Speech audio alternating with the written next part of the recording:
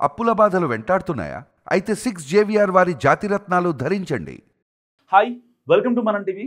నేను మీ మనోజ్. రెండు మనసులు కలిస్తే ప్రేమ, రెండు కుటుంబాలు కలిస్తేనే పెళ్ళి. సో ఇది అందరికీ క్లారిటీ ఉంటుంది.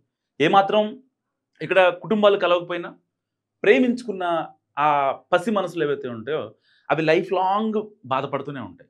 సో ఏ రకమైన సపోర్ట్ ఉండదు, లేకపోతే మంచి చెట్లకు కానీ ఏమి ఇంట్లో పెద్దవాళ్ళకి ఇంటిమేషన్ ఇవ్వలేని పరిస్థితి, కనీసం పడుతున్న బాధ చెప్పుకోలేని పరిస్థితి, చాలా ఇబ్బంది పడుతూ ఉంటారు.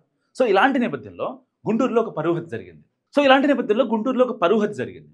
అది ఎలా అంటే, జనరల్గా మనం పరువు హత్యలు చూస్తూ ఉంటాం. ఎందుకు?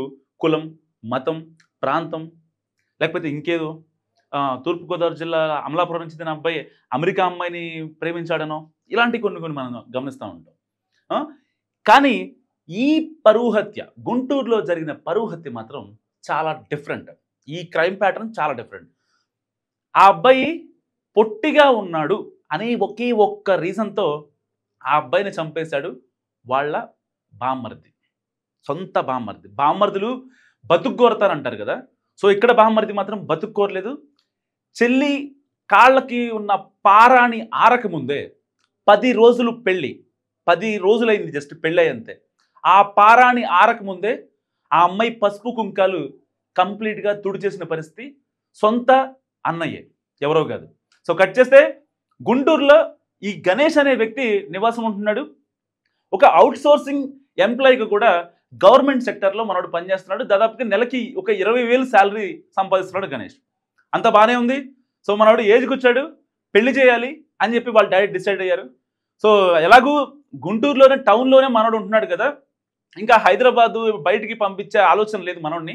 ఇక మా దగ్గరే చూసుకుంటూ ఉంటాడు. మా ఆలనా పాలన కూడా మా హెల్త్లు వాడే చూసుకోవాలని ఒకే ఒక్క రీజన్తో మనోడికి బయట అమ్మాయి, అంటే తెలియని వాళ్ళ అమ్మాయి వస్తే వీళ్ళని ఎక్కడ చూసుకోదు అని చెప్పి వాళ్ళ రిలేషన్లు, దూర బంధువుల్లోనే వాళ్ళ గణేష్ వాళ్ళ డాడీ సంబంధాలు చూడడం స్టార్ట్ చేశాడు.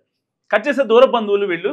సో ఈ అమ్మాయి పేరు చెప్పకూడదు మనం, సో అందుకే చెప్పట్లేదు. మనోడి పేరు గణేష్, ఈ అమ్మాయిది తెనాలి. సో తెనాలికి సంబంధించి ఎవరో పెళ్ళిళ్ళ బ్రోకర్లు ఆళ్ళు ఉంటారు కదా, వాళ్ళు చెప్పారు. వాళ్ళు చెప్పిన తర్వాత గణేష్ వాళ్ళ డాడీ కలిసి పెళ్లి సంబంధం మాట్లాడడానికి వెళ్ళారు. ఆ సందర్భంలో జస్ట్ ఒక 5 నిమిషాలు మాట్లాడాడు గణేష్ పెళ్లి కూతురుతో. మాట్లాడిన తర్వాత ఆవిడ ఆల్మోస్ట్ కన్విన్స్ అయిపోయింది. సో పెళ్లి చేసుకుంటే గణేష్నే చేసుకుంటా అన్నట్టుగా అమ్మాయి మారిపోయింది. అంటే బేసిక్గా మనోడు కొంచెం ఫ్లట్టింగ్ స్కిల్స్ ఎక్కువ ఉంటాయి. సో దానివల్ల పాపం ఆ అబ్బాయి మాట్లాడిన మాటకి, తనిచ్చిన క్లారిటీస్కి, చెప్పిన నిజాలకి ఆ అమ్మాయి పడిపోయింది అనమాట. సో కట్ చేస్తే ఆ అమ్మాయి ఇంట్లో వాళ్ళని కన్విన్స్ చేయడం స్టార్ట్ చేసింది. ఎప్పుడైతే ఇంట్లో వాళ్ళని కన్విన్స్ చేయడం స్టార్ట్ చేసిందో ఇంట్లో వాళ్ళు కొన్ని రీజన్స్ చెప్పి, లేదు కరెక్ట్ కాదు, అబ్బాయి పొట్టిగా ఉన్నాడు, బాలేడు, వద్దు, నీకు మంచి మొగుడు వస్తాడని చెప్పి వాళ్ళ ఇంట్లో వాళ్ళు చెప్పడం జరిగింది. కానీ ఎట్టి పరిస్థితుల్లో ఆ అమ్మాయి డిసైడ్ అయిపోయింది గణేష్నే పెళ్లి చేసుకుంటానని. కట్ చేస్తే ఇంట్లోంచి ఇద్దరు బయటకు వచ్చేసారు. వచ్చి అమరావతి గుడిలో వీళ్ళిద్దరు పెళ్లి చేస్తున్నారు. పెళ్లి చేసుకున్న తర్వాత వీళ్ళకి ఎటు వెళ్ళాలో అర్థం కాక, ఎందుకంటే అబ్బాయి జాబ్ ఉంది కదా, దానివల్ల ఎటు వెళ్ళాలో అర్థం కాని పరిస్థితిలో నల్లపాడు పోలీసులను ఆశ్రయించారు. అక్కడికి వెళ్ళి మాకు ఒకరంటే ఒకరికి చాలా ఇష్టం, సో మేము పెళ్లి చేసుకున్నాం, ఇంట్లో వాళ్ళ నుంచి మాకు కొంచెం థ్రెట్ ఉందని చెప్పి నల్లపాడు పోలీసులను ఆశ్రయిస్తే వాళ్ళు ఇరు కుటుంబాలని, ఇటు అమ్మాయి అటు అబ్బాయి ఇద్దరు కుటుంబాలని పిలిచి మాట్లాడి సెటిల్మెంట్ చేసి పంపించేస్తారు. సో వాళ్ళు పెళ్లి చేసుకున్నారు, వాళ్ళని డిస్టర్బ్ చేయకండి, వాళ్ళ బాధ వాళ్ళు పడతారు అని చెప్పి పోలీసులు సెటిల్ చేశాక అంతా సద్దుమణిగింది. కట్ చేస్తే బావమరిది దుర్గా ప్రసాద్ మనోడికి మాత్రం ఆ పగ చల్లారలేదు. పెళ్ళి అయిన తెల్లారే పోలీసు స్టేట్మెంట్ రోజునే మనోడు రగిలిపోతున్నాడు. కానీ ఆ విషయం ఎవరికి చెప్పలేదు, వాళ్ళ నాన్నకి మాత్రమే చెప్పాడు, అమ్మాయి వాళ్ళ డాడీకి మాత్రమే. ఎందుకంటే సహాయం చేయాల్సింది ఎటున వెళ్ళాలన్నా చెప్పాలన్నా చేయాలి కదా. సో దానికి క్రైమ్కి సంబంధించి పార్ట్నర్గా అతనే ఉన్నాడు కాబట్టి సో అతనికి మొత్తం చెప్పేశాడు.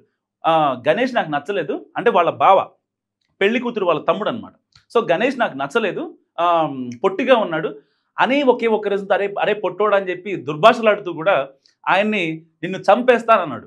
సో అంటే పెళ్లి ఇష్టం లేదు కాబట్టి మాట్లాడుతున్నాడేమో అనుకున్నారు ఇటు గణేష్ కావచ్చు, వీళ్ళ తల్లిదండ్రులు కావచ్చు. కానీ ఏదైతే ఆ రోజున పోలీస్ స్టేషన్లో గొడవ జరుగుతున్నప్పుడు అన్న కొన్ని మాటల్ని నిజంగా ఆ బావమరిది నిజం చేశాడు. కరెక్ట్గా 10 రోజులు వెయిట్ చేసి ఆ బావని చంపేసిన పరిస్థితి. నిజంగా బావమరుదులు బతకోరతారంటారు. సో ఈ బావమరిది మాత్రం బతకోరలేదు, అతని చావుని కోరుకున్నాడు. సో ఇప్పుడు వాళ్ళ తండ్రి రోధిస్తున్న పరిస్థితి, చేతికొచ్చిన నా కొడుకుని పెళ్లి వద్దు అంటే ఆ రోజే వద్దంటే సరిపోయేది, మరి ఇవాళ పెళ్ళయిన తర్వాత పోలీసుల దగ్గర సెటిల్మెంట్లు అయిన తర్వాత ఇన్ని జరిగాక నా కొడుకుని నాకు కాకుండా చేస్తారా, నాకు లేకుండా చేస్తారా అంటూ ఆ తండ్రి ఇప్పుడు ఆవేదన పడుతున్నాడు. నిజంగా గుంటూరులో జరిగిన పరువు హత్య, ఇప్పుడు దాకా మనం చాలా పరువు హత్యలు చూసాం, కులం, మతం, ప్రాంతం ఇలాంటివి. కానీ ఫస్ట్ టైం తెలుగు రాష్ట్రాల్లో హిస్టరీ క్రియేట్ చేస్తుంది ఈ ఘటన. కేవలం పొట్టిగా ఉన్నాడని ఒకే ఒక్క రీజన్తో ఆ గణేష్ని లేకుండా చేసిన పరిస్థితి. సో ఈ వీడియో గురించి మీరేమనుకుంటున్నారో కామెంట్ రూపంలో చెప్పండి. చూస్తూనే ఉండండి మనం టీవీ.